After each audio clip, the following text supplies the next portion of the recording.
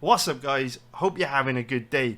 Now, many of you will know that I break down all of the main card fights for every single UFC event on my YouTube channel, but I don't have time to put out breakdowns for the prelim fights because, to be honest with you, I'm still often researching 2 or 3 of the prelims actually on fight day. So if I waited until I'd researched an entire UFC card to put a YouTube video out, it wouldn't be out until probably, a few hours before an event, which doesn't help anyone. So to get around this problem, I put out a video breaking down the main card fights, and then I spend the rest of the week working through the prelim matchups. But I do upload breakdown videos for all the prelim fights to my website for members of my community to watch.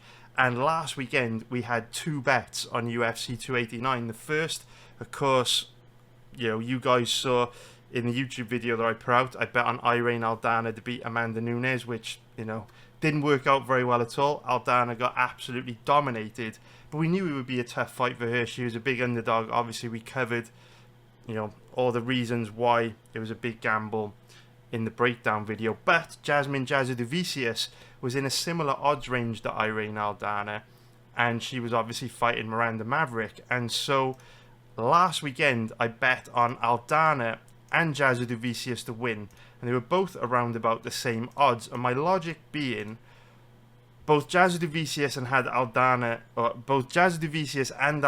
had tough fights last weekend, but if both of them were to win in what were, I still believe, very, very winnable matchups for both of them, I would have made a huge profit. If both of them would have lost, I would have made a moderate loss, 2 units. But if one of them were to win and one of them were to lose, I still would have made, a medium profit overall, like still a decent profit. So that was kind of my rationale. And fortunately, we did go 1-1 on those bets. Jasudavicius came through for us in a big way. Aldana did not. So I'm making this video for 2 reasons. Well, maybe 3 reasons.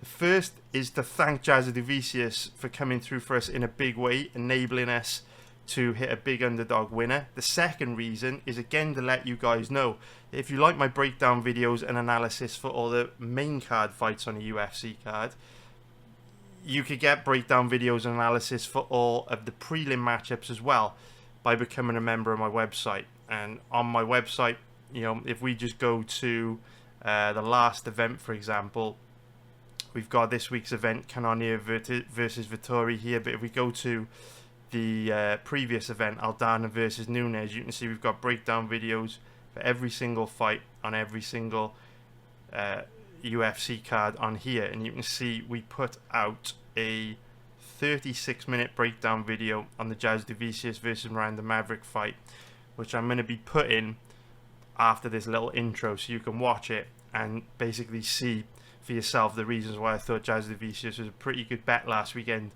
So I just wanted to draw your attention to this because obviously there's a lot of opportunity in betting the prelims, and you can see, since the beginning of the year, we've been performing really well. I've spoke about this in the past, but you'll see this period of break even. Basically, I was floating around break even for months and months and months after being in this brilliant uptrend, and I thought to myself, why do I keep floating around break even? Why can't I break out and actually start making some profit? And everything came to a head after I had this pretty nasty losing month by here, and I was like, the way I'm currently doing things, for whatever reason, they're just not working, and I need to figure out why and implement some changes. So that's what I did. Last summer, I went over all my pre-fight bets for the previous year and tried to identify trends amongst all of my losing bets to figure out if there were any kind of common denominators, any specific types of bets, any specific types of fighters which I seem to be losing on a lot. And I did identify a few types of bets or a few types of fighters that were consistently costing me money and I was taking a lot of losses on. And then there were other types of bets where I tended to perform really well on them. For example, my win rate on women's MMA, as an example, is 70% over the last 2-3 years, which is why you do see me betting a lot of women's MMA. I'm leaning more into women's MMA because I want to double down and do more of the things that I know I perform well on, and I want to do a lot less of the things that I don't perform so well on. So that's what I did last year. Started to place less and less bets on things that I know were problematic for me, and quite often result in a loss, and I doubled down and did more of the stuff that works well. And as you can see, the result has been, a nice little uptrend in the last year. We've been doing pretty well in the last year on pre-fight bets, which aren't my strength. Obviously, live betting is my bread and butter. UFC live betting, to be specific, but obviously, football live betting as well. So yeah, it's one of those things where I've made some changes and it's working really well. So I just want to let you guys know, the way you get my breakdowns for the main card fights every week, that's only half a card, and we frequently have really good bets on the prelims as well. We've got Chase Hooper here. I think he was on the prelims. He was an underdog. Tainara Lisboa is definitely on the prelims. We hit her at even money. I'm sure there's some more as well. Who have we got? Anyone? I'm not sure. I don't think Lucas Alexander was on the prelims. Maybe he was. But yeah, man. One of those things where if you like the breakdowns for the main card fights, there's plenty more where they came from. And yeah. Basically, the third reason why I'm making this video is so you can kind of watch the breakdown video that was uploaded to my website for the Jasudavicius Maverick fight and kind of see the reasons why Jasudavicius was a really good bet last weekend at big underdog odds. And again, the logic for the bet was, I know she had a tough fight against Maverick, I know Aldana had a tough fight against Nunes, but there's a pretty good chance at least one of them would win, and that's all you needed in order to earn an overall profit over the two. So it's all about getting your money into strong positions, and over the long term, hopefully you win a lot more bets than you will lose. And both Jasudavicius and Aldana gave you pretty good risk to reward ratios, considering how they matched up with their opponents. Can't win them all, but obviously with big underdogs like Jasudavicius and Aldana, you don't need to win many bets to have a decent profit over the long term. Even if you just win 40, 45%, 50% of them, you're still going to make a reasonably good profit long term betting fighters in this odds range, and that is the key. So I'm now going to play the breakdown video for the Jasudavicius versus Maverick fight. I hope you enjoyed it, and I will be dropping a breakdown video for the Vettori versus Cannonier card tomorrow. So nice one, guys. Take care. See you all very soon. Anyway, let's break down this fight between Miranda Maverick and Jasmine Jasudavicius. So if we start off by taking a look at the odds, we could see that Maverick is a pretty big favourite at average odds of about 1.33, which is going to be minus 303 for an implied probability of 75%. If we take a look at the odds on Jasudavicius, she is around an average at 3.40, which is plus 240 for an implied probability of 29%. So every once in a while, a fight comes around where I research it and I'm like, what the fuck is going on here? Like, these odds don't make any sense, and it's very, very rare that I feel like this.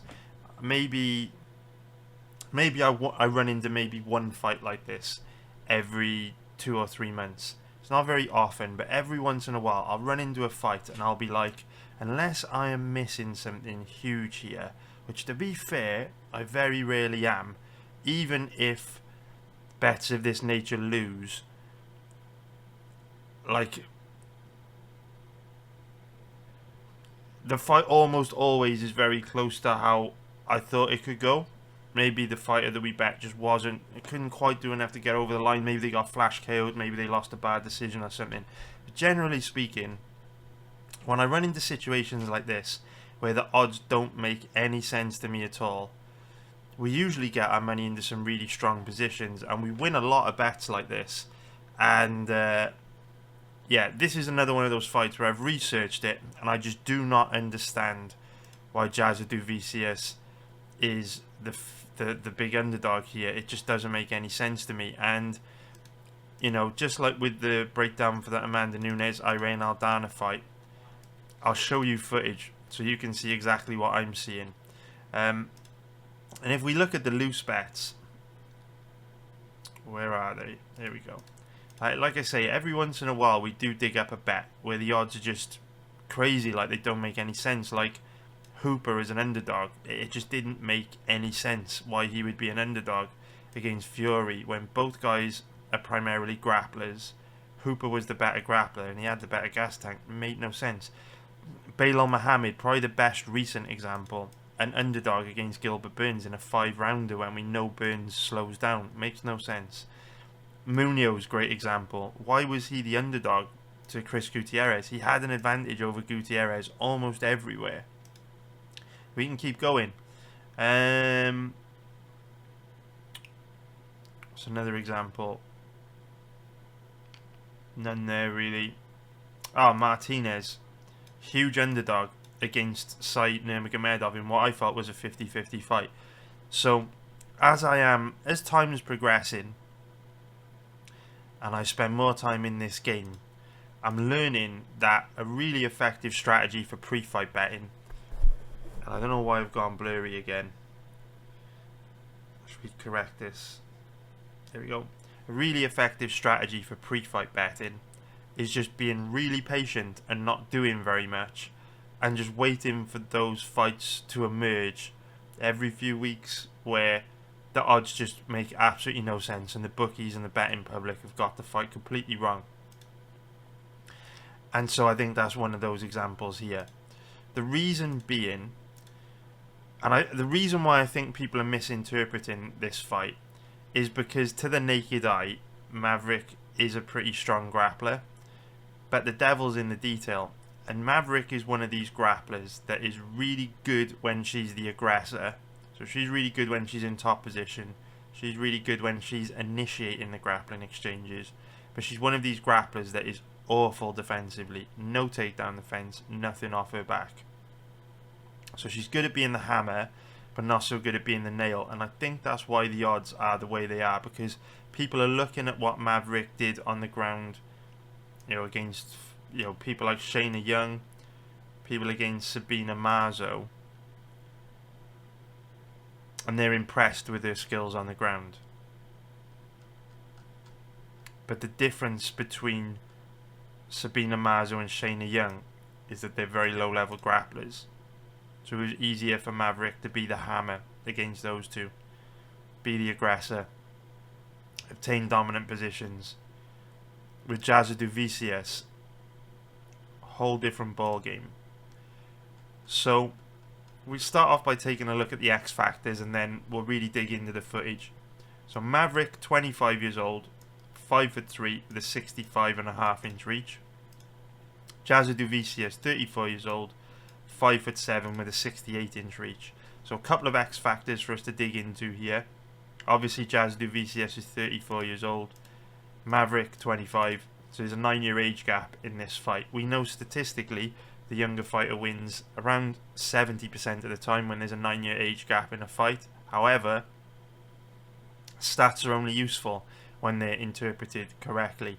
And obviously that stat illustrates how often young hungry bulls beat aging, declining veterans who have father time catching up on them. Right? That's what that stat basically represents. It's not really in play here because at 25 years old, Maverick is still quite green, still got a lot of learning to do, still has a lot of weaknesses. And at 34 years old, with only 10 pro fights, Jasudavicius is also still learning and improving. She's not declining. So for me, that stat is not really relevant to this fight. But what is relevant to this fight is the size difference. So you can see the Jasudavicius at 5'7" with a 68-inch reach. It's one of the biggest flyweights in the division, and we know size matters in MMA. So while Maverick is athletic, she is powerful, she does have that small compact frame, she's also got quite a short wingspan compared to Jasudavicius, who uses her body type to great effect on the ground. She could use her long limbs to generate a lot of leverage from dominant positions. And I think one of the reasons why Maverick is so weak off her back is that she just is quite small. So Jasudavicius will have a decent size and reach advantage in this fight, which will give her an edge. Another X factor in Jasudavicius' favour is that she has the fantastically beautiful maple leaf on her Canadian flag, representing that she's a Canadian fighter. And we know this event is taking place in Canada, and we know that Canadian fighters win around 65% of the time when they face non-Canadians in Canada. Home advantage is huge. We know the crowd are going to be behind Jasudavicius in a big way. We know that if this fight is relatively close, judges are far more likely to score the fight for Jasudavicius. Hometown decision, hometown judging, especially in somewhere like Canada, it's a big deal. Can't be ignored. So that's another reason to like Jasudavicius as an underdog in this one. But styles make fights, and so how do these two match up from a stylistic point of view? Well, even though Jasudavicius is bigger than Maverick with a longer reach, Maverick does have a big advantage when it comes to striking. On the feet, Jasudavicius is slow, not the best defensively, doesn't really have any power in her hands. Maverick hits hard, moves well, she's fast, she's athletic. I would expect Maverick to dominate this fight if it stays standing. She's going to do really well on the feet. She's going to inflict a lot of damage. She's going to light Jasudavicius up and pick her apart. I don't think this fight will be competitive if it stays standing. So Maverick can keep the fight standing. It's likely to be a really, really tough night for Jasudavicius. So then we have to ask ourselves the question, what is the probability of this fight going to the ground? And obviously the best way to try and figure that out is to look at fight footage and past fights. So that's exactly what we're going to do. So if you look at Maverick's record, we can see that Shayna Young is a kickboxer. It's not really relevant watching that. Sabina Mazo, kickboxer, not really relevant watching that. Of course, Erin Blanchfield is a strong wrestler. Macy Barber also has a base in grappling. So these two fights are great for giving us some insight into the probability of this fight going to the ground. So obviously Blanchfield is one of the best flyweights in the world. I think she's got the potential to be a future champion as well. I think if you look at how bad Shevchenko struggled on the ground with Taylor Santos, I'd even give Blanchfield a shot of beating Shevchenko or Grasso, whoever holds the title, when Blanchfield eventually gets her shot. You know, Blanchfield's a strong wrestler. Grasso, Shevchenko, they're not great on the ground. And so I understand there will be people that will let Maverick off the hook in some ways for the things that I'm about to show you because of how good Blanchfield is. But remember, the devil's in the detail. The reason why we make money betting on football, UFC, because we pay close attention to the small details. And for me, I think a big mistake people make in this game is that they focus too much on the names. You know, even on my YouTube video this week for the breakdown between Nunes and Aldana, I've got loads of people telling me I'm crazy for betting Aldana because she looked awful against Macy Chiasson, Holly Holm, etc. without really understanding that styles make fights and every fight is different. And Macy Chiasson does things that Nunes can't. And that, you know, different fighters pose different threats to one another. So I do get that Blanchfield is a much better grappler than Jasudavicius. And as a result, you know, that could be the reason why Maverick struggled so badly against her. But for me, when you're assessing what's likely to happen in an MMA contest, the skills on display... How do I word this? When you're assessing an MMA contest, it's not so much about the level of a fighter that someone is facing. It's more about the behaviors, the body language, the skills that they demonstrate against them. So it doesn't matter here whether Maverick is fighting Erin Blanchfield or Roxanne Modafferi. It's completely irrelevant. Her technique, body language, decision making, reactions to what Blanchfield is doing to her is all wrong. So it doesn't matter whether Maverick is facing one of the best grapplers in the division in Blanchfield or one of the worst grapplers in the division in whoever you want to name. Modafferi's retired, so she's not a great example anymore. But it doesn't really matter who she's facing. The point being, if she does the incorrect things against grapplers, most levels of grappler are going to make her pay. And so let's take a look at this fight. And we can see straight away, 40 seconds in, Blanchfield doesn't waste any time. And you can see Maverick goes down very, very easily. Now, this is a position where Blanchfield struggles to establish a dominant position. So she's just controlling Maverick from back control. But notice how in this position where you know, she obtains this position, say 50 seconds into round 1, but Maverick's on her knees here. What she should be trying to do is either stand back up or scramble over to the cage so that she can use the cage as a base to defend the takedown or protect her back from being taken. The longer you hesitate here, the more thinking time you give to Blanchfield to improve her position. And just pay attention to the clock. Maverick just stays on her knees, not really doing very much, for about 30 seconds. She then stands up, gets dragged back to the ground, and then stays on her knees again for another 20 seconds before trying to stand up. And then you can see Blanchfield easily takes her down into side control. She finally gets that dominant position. Now she flattens Maverick out. And this is where you really get to see issues in Maverick's skill set. So as we talk about every week, especially in live betting, the maximum point of opportunity when you're taken down is the point in which you hit the ground. And by the maximum point of opportunity, I mean the maximum point of opportunity to scramble back up to your feet is the point you hit the ground. Because when you hit the ground, your opponent hasn't obtained a dominant position yet. They haven't had time to pin you down, put their body weight on you, tie up your legs, tie up your body. And so that's the time where you need to explode. Either try and scramble back up to your feet, move, explode, get the fuck out of there. That's the time when you need to go. When you see fighters do what Maverick does here and just accept being on the bottom, it's the biggest red flag ever. Look, here, as she hits the ground on this takedown, she should be exploding. As she hits the ground, she should be trying to explode back up to her feet.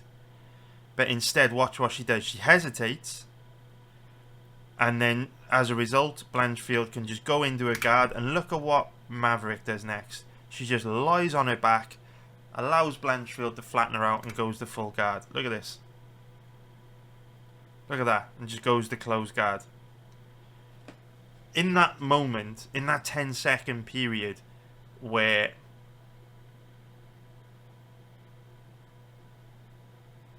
Blanchfield is trying to flatten her out, that's when you got to explode. You think about all the fighters that have got incredible takedown defense. As soon as they hit the ground, they're exploding back up. So she gets taken down, 3 minutes to go in round 1. And look, a minute, made no attempt to create space for herself off her back. After a minute and a half, finally decides to try and turn into Blanchfield and get to her knees. She should be doing that within the first 10 seconds. But it took her a minute. She's back up to her feet now. But Blanchfield still got the body lock. And look how easily she gives up this takedown. Outside trip. Look how easily she goes down here. Or inside trip, sorry. Minute and 20 left to go in the round. And again, no urgency to get back up to her feet. And she's in a much better position here because she's closer to the cage, which she can use as a base to start a wall walk back up to her feet. But again, very, very weak off her back. Spends the remainder of the round on the bottom before finally making an effort to get back up right at the end of the round when it's too late. Going to round 2, more of the same. More of the same. So this time Blanchfield hits a judo throw again. Look how easily Maverick goes down. And again, straight away, weak off her back, goes to close guard. 30 seconds into the round. Blanchfield holds her down for a bit. Maverick pops back up. Blanchfield right back in on the legs. Look how easily she gives up this takedown, watch. In on the legs. Connects her hands together. Look how easily she goes down. Straight to the closed guard. Now she's in half guard. Mounted crucifix. Maverick's awful off her back. Yes, Blanchfield is very good, don't get me wrong. But I'll show you footage of Jasudavicius. And I believe she can do this as well. And Maverick just getting handled from top position. Absolutely handled. Now we go into round 3.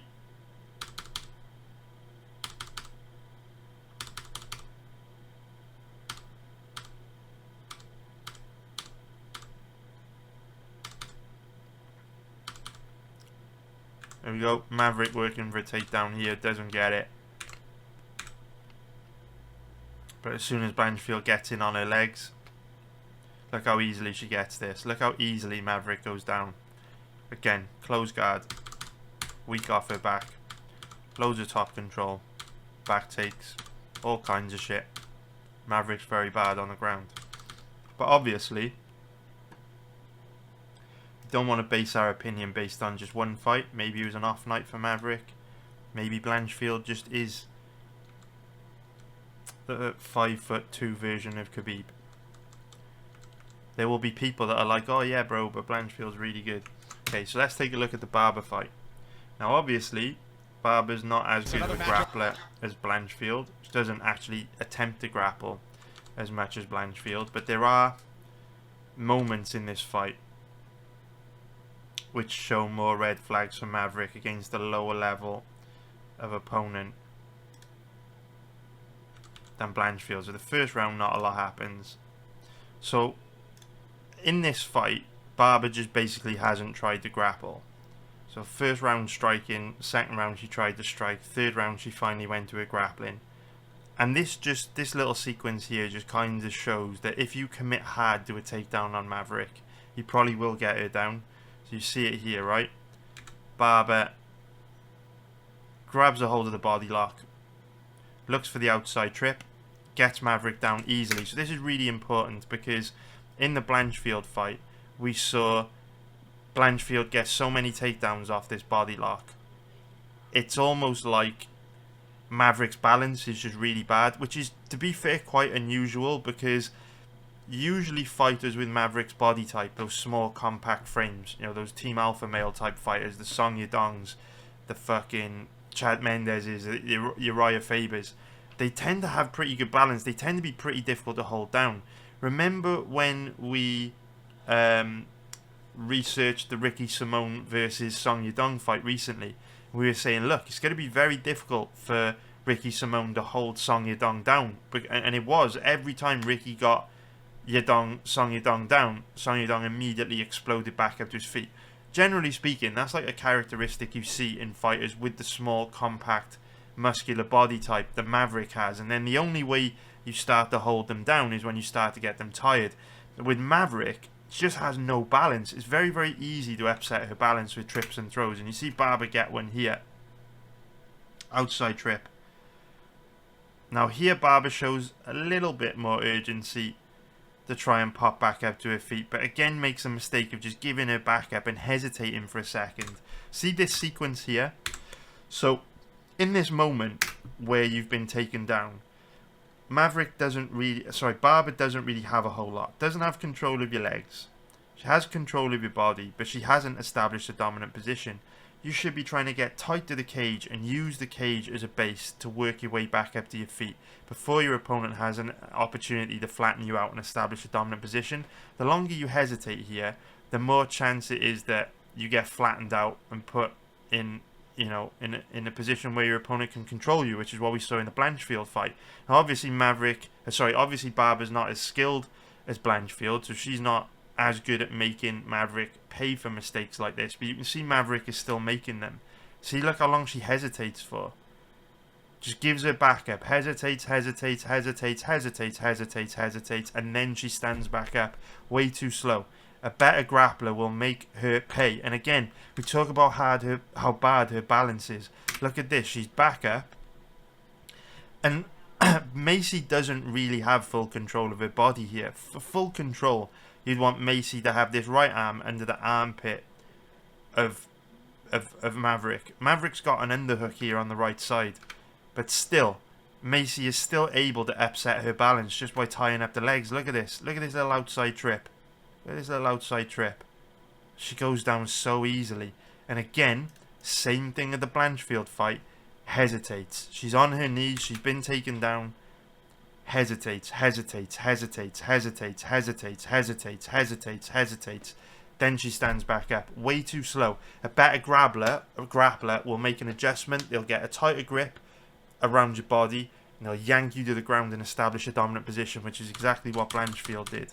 So again, there's only flashes of these weaknesses in this Barber fight, but they definitely exist. They are there for all to see, plain as day. Plain as day. So, our question from a betting point of view is, what are the chances of Jasudavicius making Maverick pay? What are the chances? What do we think? Well, we don't think anything, because that means we'd have to have an opinion. Opinions are often wrong, so we don't have opinions, we have facts. So we look to footage to show us what is true. So here we've got Jasudavicius' last fight against Gabriela Fernandez. Now, context is very important.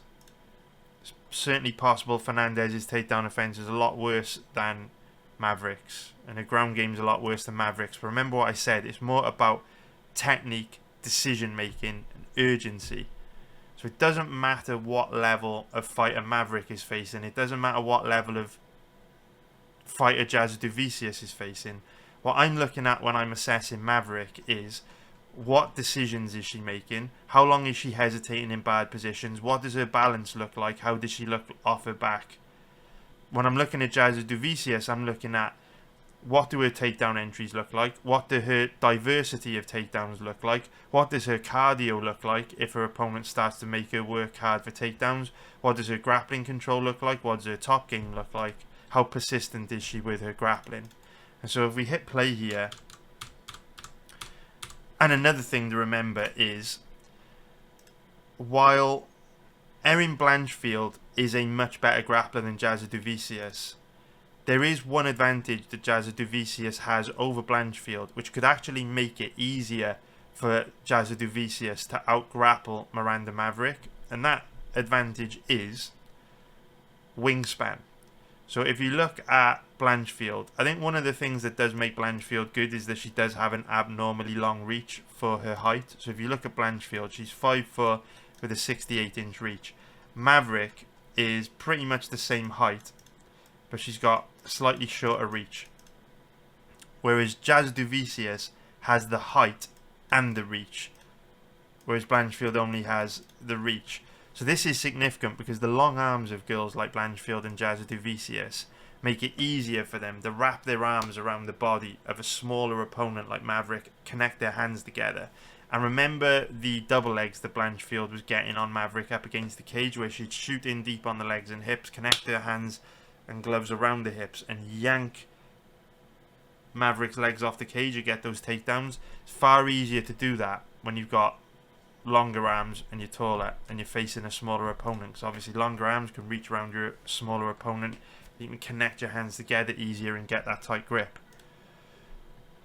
So let's take a look at Jasudavicius' offensive wrestling. So she waits a couple minutes before shooting the first takedown, and here we go. Gets a little bit more aggressive to close the distance, ducks under, gets the body lock. So remember how bad Maverick's balance looks when defending body lock takedowns. You can see that Jasudavicius is working to try and tie up the legs and upset the balance of Fernandez. But Fernandez's balance looks pretty good here. It actually looks a lot better than Maverick's. Fernandez's takedown offense looks much better than Miranda Maverick's here. But Jasudavicius, being big and strong, has got that physicality to commit hard to this takedown and work hard to upset her balance. And so in the end, when she's struggling to upset Fernandez's balance by tripping, tying up and tripping her up with the legs, you can see that she just, in the end, just uses bullish strength to kind of drag her to the ground of this body lock. You see it's actually a failed trip attempt from Fernandez, the backer, and she just hits that outside trip. Very opportunistic. She identifies that Fernandez is off balance, gets the outside trip, and then look at how heavy and tight she stays to Fernandez.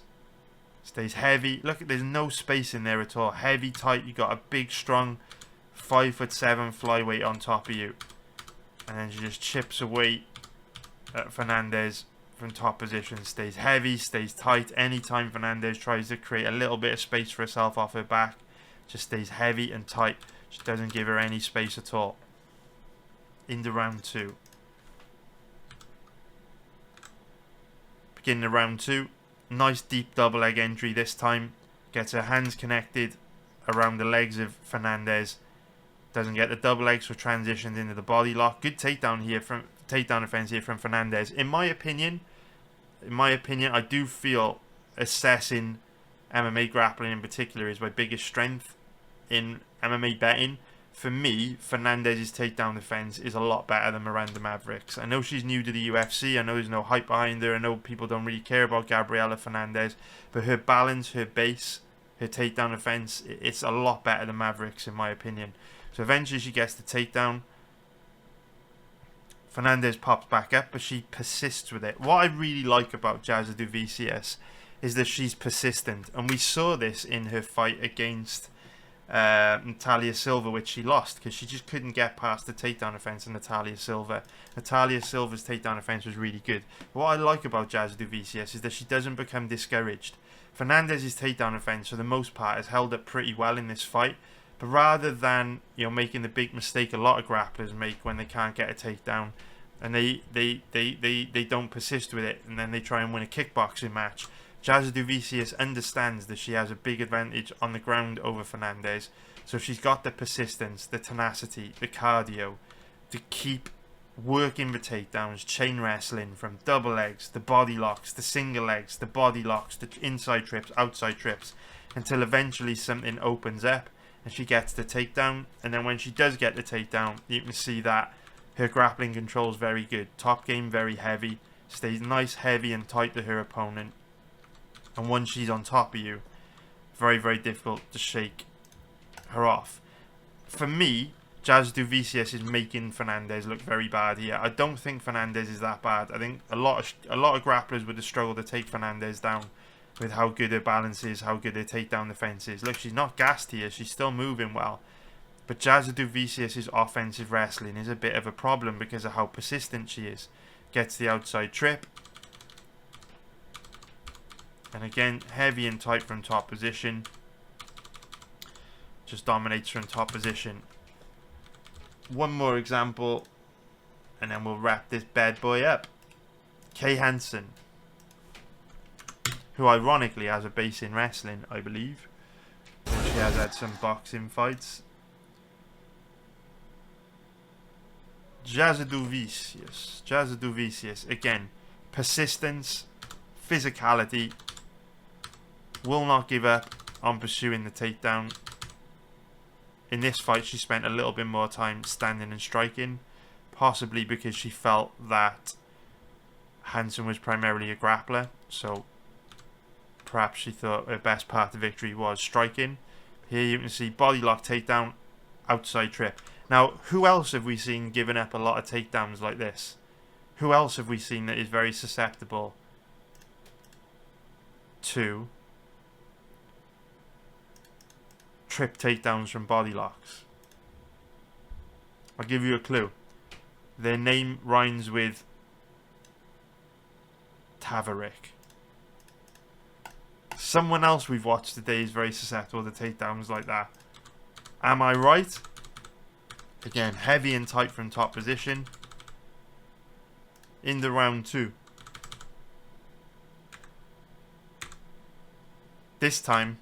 Hansen gets the takedown. Catches a kick. Upsets Jasudavicius' balance.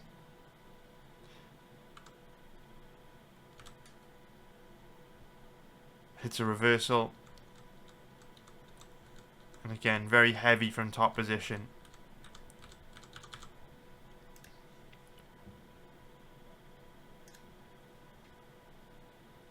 And again, persistence. Persistence.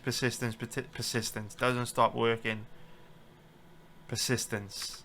And again, outside trip. Who else have we seen give up a lot of takedowns like that? So anyway, I don't need to drag this out. I think it's quite obvious at this point that Jasudavicius stands a pretty good chance of winning this with a grappling heavy game plan. If it stays standing, she's in a lot of trouble. But based on the footage, I see no reason why she can't take Maverick down and dominate her on the ground in the same way Blanchfield did. So for me, these odds are lunacy. They're absolute insanity. They just don't make any sense to me at all. You know, it just doesn't make sense based on the footage. Unless I'm missing something, which I don't think I am. The fucking odds are mental here. So if we take a look at the odds on this one, obviously very likely the fight goes to a decision. You know, both girls are decisionators. You look at Maverick. 4 of her last 5 have gone to a decision. You look at Jasudavicius. Her last 6 fights have gone to a decision. So very, very likely this fight goes to a decision. Both girls are tough. Both are well-rounded. Both are, got great gas tanks. So it is very unlikely this fight ends inside the distance. But obviously the odds reflect that. They're very steep. So I wouldn't be betting that. If we look at the props, Jasudavicius by decision is the only one I would be interested in. So if you want to bet this fight to make watching it more interesting, Jasudavicius by decision is the only prop I'd be interested in. Personally, I think it's a terrible bet because the odds on Jasudavicius to win by decision aren't that much better than the odds on her to win straight. So for me, you're better off just betting her to win straight for much less risk than when you bet a highly specific outcome like a prop. So I hope you found that breakdown useful. Thank you very much for watching. Take care. I'll see you in the next one.